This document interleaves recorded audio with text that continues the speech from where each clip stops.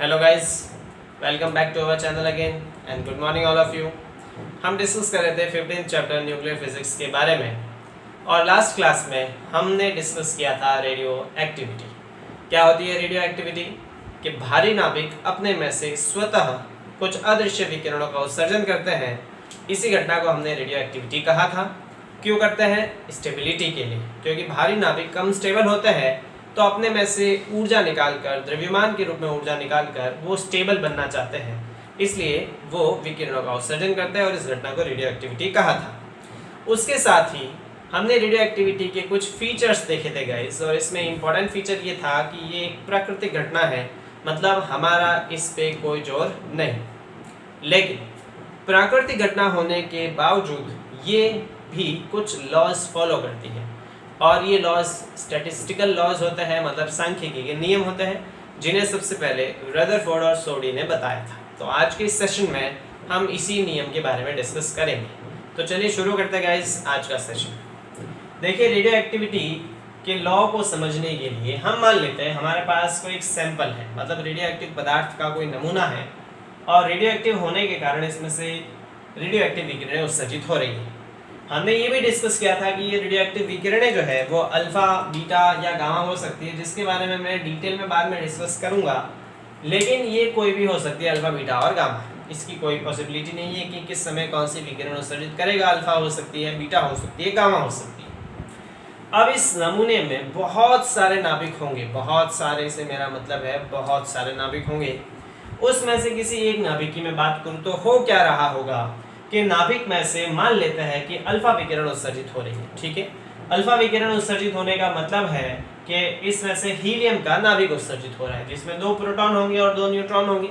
जैसे ही इस नाभिक से ये अल्फा पार्टिकल उत्सर्जित हुआ तो इसका द्रव्यमान कुछ कम होगा और साथ ही ऊर्जा भी कम हो जाएगी, क्योंकि अल्फा पार्टिकल उत्सर्जित होने के साथ साथ इसमें से एनर्जी निकल जाएगी, तो इसके पास एनर्जी कम बचेगी। मतलब ये बनने वाला नाभिक स्टेबल हो जाएगा, और जब ये नाभिक स्टेबल हो जाएगा तब इसमें से विकिरण उत्सर्जित होना बंद हो जाएगा। ठीक है, तो इसका मतलब क्या है? इसका मतलब यह है कि हर नाभिक विघटित हो रहा है, हर नाभिक में से विकिरण उत्सर्जित हो रही है।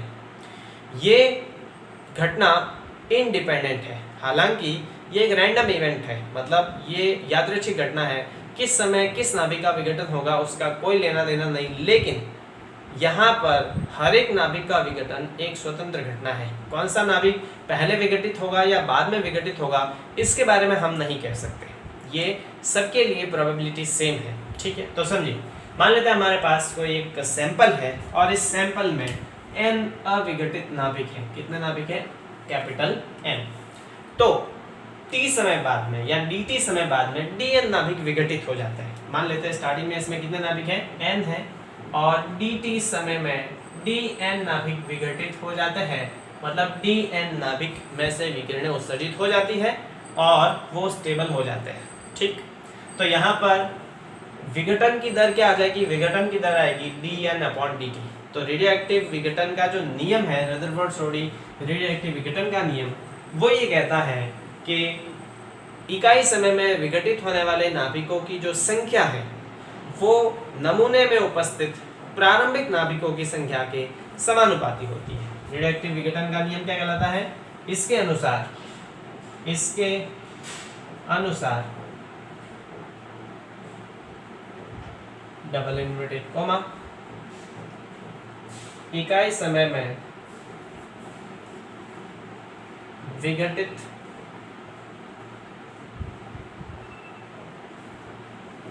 नाभिकों की संख्या, इकाई समय में विघटित नाभिकों की संख्या नमूने में उपस्थित अविघटित नाभिकों की संख्या अविघटित नाभिकों की संख्या के समानुपाती होती है। ठीक है, अविघटित नाभिकों की संख्या की क्या होती है? समानुपाती होती है। मैं इसको रफ कर देता हूँ, मुझे अब इसकी जरूरत नहीं है। चलिए, तो ये नियम ये कहता है कि इकाई समय में विघटित नाभिकों की संख्या, तो यहाँ पे इकाई समय में विघटित नाभिकों की संख्या किस प्रकार से लिखी जाएगी? इकाई समय में विघटित नाभिकों की संख्या यानी dn/dt। dt समय में कितने नाभिक विघटित हुए थे? dn। तो इकाई समय में विघटित नाभिकों की संख्या dn/dt वो किसके समानुपाती आएगी? n के। प्रारंभिक अविघटित नाभिकों की संख्या के समानुपाती, और अविघटित नाभिक कितने थे इसमें? n थे, किसी समय n थे। ठीक, यहाँ पे हम आगे लगा देते हैं माइनस। माइनस क्यों? क्योंकि माइनस ये बता रहा है कि नमूने में अविघटित नाभिकों की संख्या धीरे धीरे क्या हो रही है? घट रही है, क्योंकि जैसे जैसे टाइम बढ़ता जाएगा वैसे वैसे नाभिक विघटित हो जाएंगे, तो अविघटित नाभिक उसमें कितने रह जाएंगे? बहुत ही कम। तो अविघटित नाभिकों की संख्या घट रही है, ये माइनस यहाँ पे ये शो करना है। जब समानुपाती चिन्ह अपन हटाएंगे गाइस, तो समानुपाती चिन्ह हटाने पर क्या लगेगा? एक कांस्टेंट। यहाँ पर ये कांस्टेंट होता है लैम्डा। तो ये आ जाएगा -dn/dt is equal to minus lambda into n। जहाँ पर हम वैल्यू अगर देखें वेयर dn/dt जो है वो क्या है? इकाई समय में विघटित नाभिकों की संख्या, यानी हम इसे विघटन की दर भी कह सकते हैं। ठीक है, और लैम्डा क्या है? लैम्डा एक स्थिरांक है जिसे क्षय स्थिरांक कहते हैं। ठीक है, इसे क्षय स्थिरांक कहते हैं, डीके कांस्टेंट कहते हैं। क्या कहते हैं इसे? Decay constant. इसके बारे में मैं अलग से चर्चा करूंगा, डेफिनेशन दूंगा। ठीक, माइनस क्या दर्शा रहा है? नेगेटिव। यह दर्शाता है नेगेटिव, यह दर्शाता है कि अविघटित नाभिकों की संख्या घट रही है। अविघटित या सक्रिय नाभिक कह दूं मैं इनको, सक्रिय नाभिकों की संख्या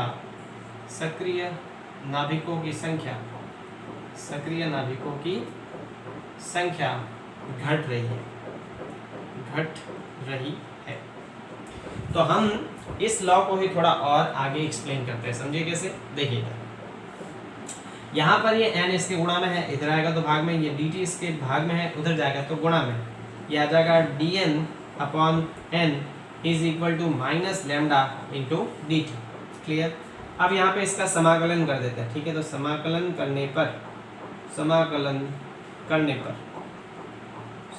कर देते हैं। dn/n is equal to minus lambda dt। तो यहाँ पे देखिए समाकलन किसके रिस्पेक्ट में हो रहा है? यहाँ नाभिकों की संख्या के रिस्पेक्ट में हो रहा है। तो ये मान लेते हैं कि t बराबर t0 समय पर, या t बराबर 0 समय पर नाभिकों की संख्या जो थी वो n0 थी। स्टार्टिंग में नाभिक जो थे नमूने में वो n0 थे, और उसके बाद t समय पर नाभिकों की संख्या, t बराबर t समय पर नाभिकों की जो संख्या है वो हो जाती है n। तो इस स्थिति में अगर हम समाकलन करेंगे तो कहाँ से कहाँ तक लिमिट रखेंगे? यहाँ लिख देता हूँ मैं गाइस। यहाँ पर समाकलन की लिमिट आ जाएगी, स्टार्टिंग में नाभिकों की संख्या n0 थी और बाद में क्या हो गई? n हो गई। तो यहाँ n0 से लेके कहाँ तक? n तक। dn/n बराबर माइनस लैम्डा बाहर, इंटीग्रेशन dt। समय कहाँ से कहाँ तक? 0 से लेके t तक। क्लियर? यहाँ देखिए 1/n dn जो है उसका इंटीग्रेशन होता है log n, तो इसकी वैल्यू आ जाएगी log n। log को अपन ln लिखते हैं। ठीक है, यह आ जाएगा ln n और ये n0 से n minus lambda, integration dt का कितना आ जाएगा? t, 0 से लेके t तक। हम वैल्यू पुटअप कर देते हैं, upper limit minus lower limit, यह आ जाएगा log n minus log n0। ठीक है, अलग लिख लेते हैं, log n और माइनस log n0 is equals to minus ये t और माइनस का 0। क्लियर? यहाँ से मेरे पास क्या आ जाएगा? log a minus log b होता है log a/b, तो ये आ जाएगा log a/b is equal to minus lambda और t।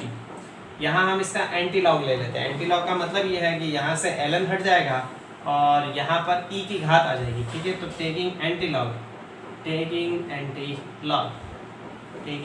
लॉग मेरे पास आ जाएगा। यहाँ से तो ये ln हट जाएगा, क्या बचेगा?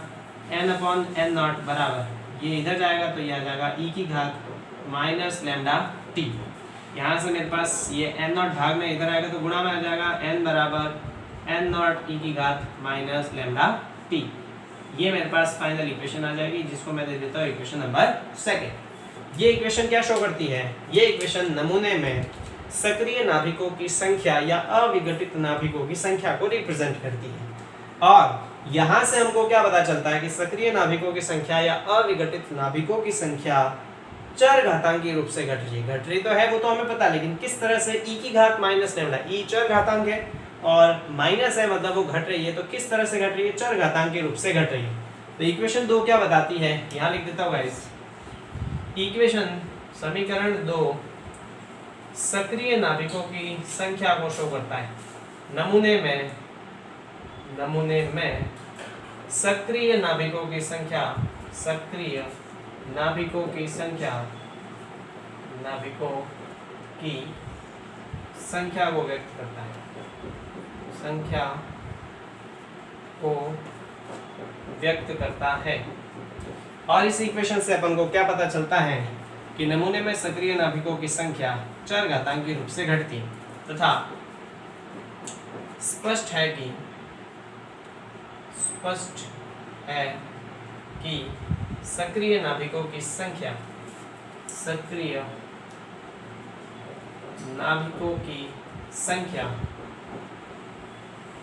चरघातांक रूप से घटती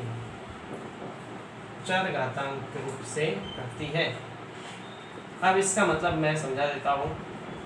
11th में भी मैंने इसके बारे में डिस्कस किया था कि जहाँ पर भी चरघातांक आए उसका क्या मतलब होता है। ठीक है, देखिए पहले इसको आराम से आप नोट डाउन कर लीजिए। तो समझते हैं इसका क्या मतलब है। इसका ये मतलब है कि मान लेते हमारे पास जो हमने स्पेसिमेन माना था, जो नमूना माना था, यहाँ पे मैं बना देता हूँ। मान लेते हमारे पास कोई नमूना है और इसमें सक्रिय नाभिक है, सारे के सारे स्टार्टिंग में। सक्रिय का मतलब सारे के सारे रेडियो एक्टिव हैं, उनमें से विकिरण उत्सर्जित हो रही है। अब जैसे जैसे नाभिक विघटित होंगे, मतलब पहले नाभिक में से विकिरण निकली, वो नाभिक स्टेबल हो गया, फिर दूसरे नाभिक में से विकिरण निकली, वो नाभिक स्टेबल हो गया। तो जैसे जैसे नाभिक विघटित हो रहे होंगे, अब बचे हुए सक्रिय नाभिकों की संख्या क्या हो रही होगी, कम हो रही होगी। तो सक्रिय नाभिकों की संख्या इसमें घट रही है, वो तो पता है। ये इक्वेशन ये कहती है कि सक्रिय नाभिकों की संख्या चरघातांक के रूप से घटती है। अब चरघातांक का मतलब क्या होता है, चरघातांक का मतलब होता है, मैं बता चुका हूँ 11th में भी, पहले होता है बहुत फास्ट, ठीक है, बहुत फास्ट, फिर होता है स्लो और फिर होता है वेरी स्लो। मतलब पहले तो इसमें सक्रिय नाभिकों की संख्या बहुत तेजी से घटेगी, फिर धीरे धीरे घटेगी और फिर बहुत धीरे धीरे घटेगी। यानी अगर मैं ग्राफ बनाऊं इस अविघटित नाभिकों की संख्या और समय के बीच में ग्राफ बनाऊं तो ग्राफ किस तरह का बनेगा, तो ग्राफ कुछ इस तरह का प्राप्त होगा। देखिए, अगर मैं अविघटित नाभिकों की संख्या n और समय t के बीच में ग्राफ बनाऊं तो ग्राफ जो है वो कुछ इस प्रकार का प्राप्त होगा। ये होगा मेरे पास ग्राफ। देखिए, इस ग्राफ को अपन समझ लेते हैं।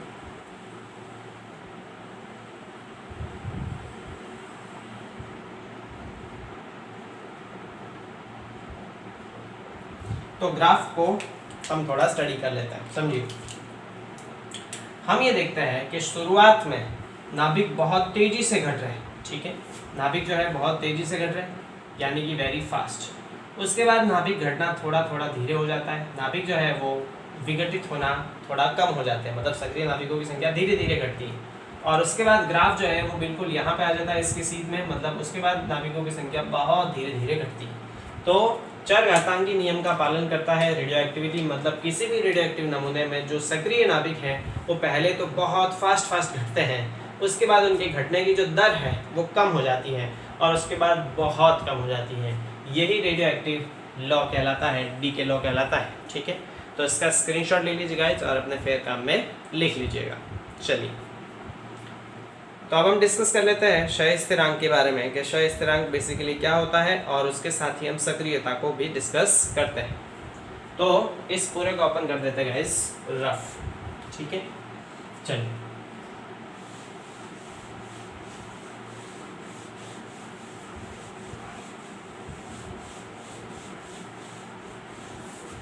हम बात करते हैं क्षय स्थिरांक। जनरल से इसकी डेफिनेशन अपन देंगे और उसके बाद उसकी सक्रियता की डेफिनेशन देखते हैं। तो हम बात करते हैं क्षय स्थिरांक। क्षय स्थिरांक डी के कांस्टेंट या क्षयांक भी कहते हैं इसे, ठीक है, डी के कांस्टेंट।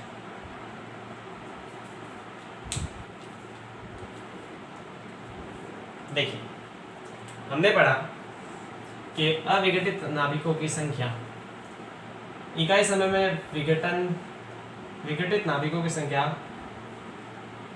अविघटित नाभिकों की संख्या के समानुपाती होती है। ठीक है, जहां से मेरे पास आ जाएगा dn/dt बराबर माइनस लैम्डा n। यही अपन ने लिखा, समानुपाती चिन्ह हटाने पर हमारे पास क्या आ जाता है, यहाँ पर समानुपाती चिन्ह हटाने पर हमारे पास यहाँ आ जाता है लैम्डा। माइनस तो केवल ये दर्शाता है कि नाभिकों की संख्या घट रही है, तो यहाँ अगर माइनस नहीं लगाए तो भी चलेगा। ठीक, यहाँ से अगर लैम्डा की वैल्यू में निकालो तो लैम्डा बराबर क्या आ जाएगा, क्या आ जाएगा dn/dt और अपॉन n। ठीक, तो इसकी डेफिनेशन किस प्रकार से दी जाएगी, ये तो मेरे पास क्या कहलाती है, ये कहलाती है डीके रेट, यानी कि विघटन की दर।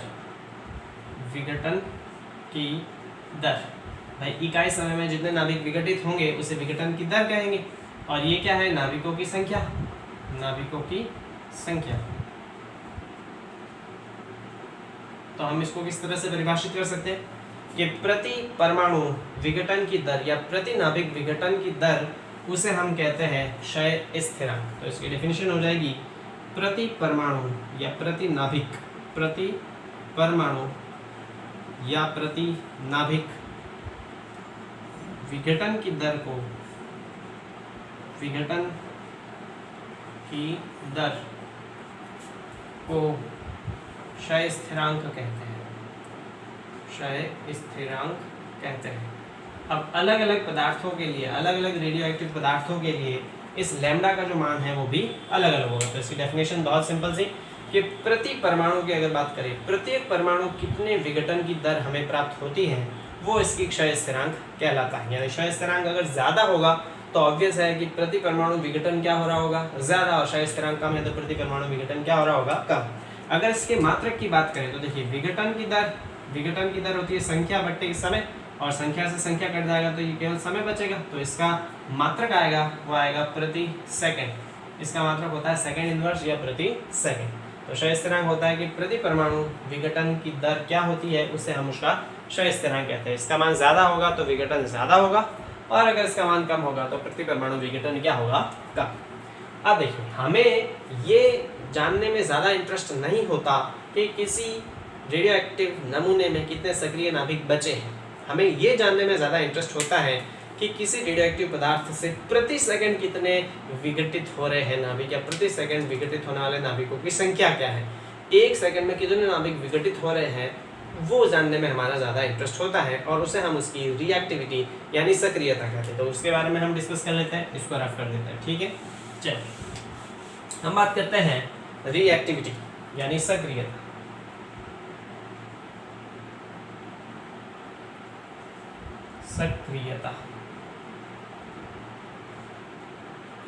सक्रियता बेसिकली क्या है, डेफिनेशन हम दे चुके हैं। सक्रियता का मतलब है इकाई समय में विघटित नाभिकों की संख्या। इकाई समय में विघटित नाभिकों की संख्या। इकाई समय में विघटित नाभिकों की संख्या। विघटित नाभिकों की संख्या को पदार्थ की सक्रियता कहते हैं। पदार्थ की सक्रियता कहते हैं। ठीक है, अब इसको मैथमेटिकली अगर बात करें तो इकाई समय में विघटित नाभिकों की संख्या, इकाई समय में विघटित नाभिकों की संख्या को किस प्रकार से लिखते थे, सक्रियता का मतलब होता है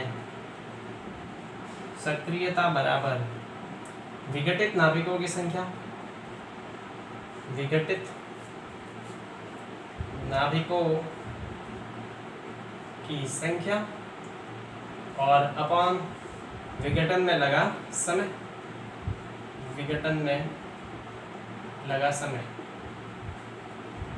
तो देखिए सक्रियता को रिप्रेजेंट करते हैं आर से। विघटित नाभिकों की संख्या, विघटित नाभिकों की संख्या कितनी, dn, कितने समय में विघटित हो रहे थे, dt, यानी कि विघटन की जो दर है उसे ही हम उसकी सक्रियता कहते हैं, उसे ही हम क्या कहते हैं, उसकी सक्रियता। इकाई समय में विघटित नाभिकों की संख्या को हम उसकी सक्रियता कहते हैं। अगर इकाई समय में ज़्यादा नाभिक विघटित हो रहे हैं मतलब हम कहेंगे कि उसकी सक्रियता क्या है, ज़्यादा, वो पदार्थ ज़्यादा सक्रिय है। और इकाई समय में विघटित नाभिकों की संख्या कम है तो वो कम सक्रिय होगा। तो यहाँ से हम इसको दे देते हैं इक्वेशन नंबर फर्स्ट। ऑल्सो हमने पढ़ा है दैट dN/dt जो है वो किसके बराबर होता है, लैम्डा n के बराबर होता है। यहाँ सक्रियता को हम पॉजिटिव लेंगे, ठीक है, यानी कि यहाँ पे अपन मॉड लगा देंगे तो मॉड की वैल्यू जो है वो पॉजिटिव होगी यहाँ पे। इक्वेशन सेकंड, इक्वेशन फर्स्ट से सेकंड में वैल्यू पुट कर देते हैं तो equation second into equation first, सक्रियता R बराबर क्या आ जाएगी, लैम्डा इनटू n, ये इसकी सक्रियता हो जाएगी। उसके अलावा हमने अभी पढ़ा कि n बराबर होता है n0 लैम्डा t, तो यहाँ से मेरे पास आ जाएगा R is equal to lambda और इस पूरे की जगह क्या आ जाएगा n0 लैम्डा t। देखिए लैम्डा कांस्टेंट है और n0 जो है वो भी प्रारंभ में नाभिकों की संख्या कांस्टेंट है। इस पूरे को हम लिख सकते हैं R बराबर R0 लैम्डा t, ये लिख सकते हैं, जहाँ पर हमने R0 किसको लिखा है, R0 लिखा है लैम्डा इंटू n0। ये आ जाएगी इसकी प्रारंभिक सक्रियता, क्या आ जाएगी इसकी प्रारंभिक सक्रियता, प्रारंभिक सक्रियता। तो यहाँ से हम ये कह सकते हैं कि सक्रियता बेसिकली क्या, इकाई समय में विघटित नाभिकों की संख्या को सक्रियता कहते हैं। अगर कम समय में ज़्यादा नाभिक विघटित हो रहे तो सक्रियता ज़्यादा होगी और ज़्यादा समय में कम हो रहे तो कम होगी। यहाँ से एक और चीज़, R बराबर R0 लैम्डा t, ये वाली इक्वेशन कहीं ना कहीं इस वाली इक्वेशन जैसे हमें दिखाई देती है। इसका मतलब कि जैसे सक्रिय नाभिकों की संख्या चरघातांकी रूप से घटती है नमूने में, वैसे ही किसी भी रेडियोएक्टिव पदार्थ की सक्रियता जो है वो भी चरघातांकी रूप से घटती है समय के साथ। इसका मतलब कि प्रारंभ में रेडियोएक्टिव पदार्थ ज़्यादा सक्रिय होगा, उसमें से विघटन ज़्यादा होंगे और धीरे धीरे उसकी सक्रियता घटेगी, मतलब उसमें से विघटन होने वाले नाभिकों की संख्या भी धीरे धीरे घटेगी। और R0 क्या है, R0 इसकी प्रारंभिक सक्रियता है, ठीक है। तो यहाँ से हम क्या पता लगाते हैं, यहाँ से हम पता लगाते हैं कि इसको हम क्या दे देते हैं, समीकरण नंबर 3 दे देते हैं, समीकरण नंबर 3। तो इक्वेशन 3 से स्पष्ट है कि, समीकरण 3 से स्पष्ट है कि पदार्थ की सक्रियता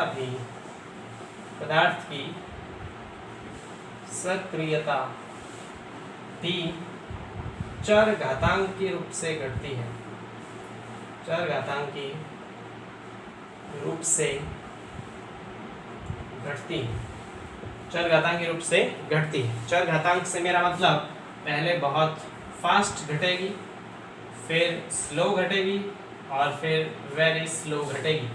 यानी अगर हम सक्रियता और समय के बीच में भी ग्राफ बनाएं तो सक्रियता और समय के बीच का अगर ग्राफ बनाएं तो ये ग्राफ भी हमें ठीक वैसा ही प्राप्त होगा जैसे सक्रिय नाभिक और समय के बीच प्राप्त हुआ था।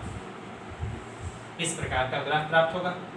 ग्राफ से हमको ये पता चलता है कि प्रारंभ में इसकी सक्रियता बहुत तेजी से घटती है और बाद में इसकी सक्रियता धीरे धीरे घटती है और फिर बहुत धीरे घटती है। मतलब प्रारंभ में सक्रियता बहुत ज़्यादा घटती है, फिर कम और फिर बहुत कम, ठीक, ये इसकी सक्रियता है। अब इसकी अगर यूनिट की बात करें तो सक्रियता का जो मात्रक है वो बैक्यूरल होता है। तो इसके मात्रक की अगर हम बात करें, इसका मात्रक, तो इसका मात्रक होता है बैक्यूरल। बैक्यूरल क्यों होता है? क्योंकि सबसे पहले सक्रियता या रेडियो एक्टिविटी की खोज जो है वो हेनरी बैक्यूरल ने की थी। तो इसका मात्रक बैक्यूरल होता है, जिसे BQ से लिखते हैं। और एक बैक्यूरल का मतलब होता है एक क्षय प्रति सेकंड, यानी कि एक विघटित होगा नाभिक केवल 1 सेकंड में, तो उस नाभिक की सक्रियता 1 बैक्यूरल के बराबर होगी, ठीक। इसका दूसरा जो मात्रक होता है वो क्यूरी होता है, CI भी कहते हैं, CU भी कहते हैं, ठीक है, CI भी कहते हैं, CI कहते हैं नॉर्मली, और वो होता है 3.7 × 10⁻10 बैक्यूरल के बराबर। यानी कि सक्रियता का दूसरा मात्रक क्यूरी होता है और ये किसके बराबर होता है? एक क्यूरी का मान 3.7 × 10 बैक्यूरल के बराबर, यानी 3.7 × 10 विघटन प्रति सेकंड। और ये किसकी सक्रियता होती है? ये रेडियम की सक्रियता होती है। रेडियम 226 की सक्रियता जो है वो 1 क्यूरी के बराबर होती है। कितने रेडियम की? 1 ग्राम रेडियम की सक्रियता होती है। तो 1 ग्राम रेडियम की सक्रियता 1 क्यूरी के बराबर होती है और 1 क्यूरी का मतलब है 3.7 × 10⁻7 क्षय प्रति सेकंड, यानी उसमें से प्रति सेकंड इतने नाभिकों का विघटन हो रहा होगा। तो ये हमने बेसिकली किसके बारे में डिस्कस कर लिया, ये हमने सक्रियता के बारे में डिस्कस किया। इससे आगे वाले वीडियो लेक्चर में हम बात करेंगे रेडियो एक्टिव पदार्थ की अर्धायु के बारे में, मध्य आयु के बारे में, और साथ ही इस पे कुछ न्यूमेरिकल क्वेश्चन डिस्कस करेंगे। तो मिलते हैं गाइस अगले वीडियो लेक्चर में। Thank you so much.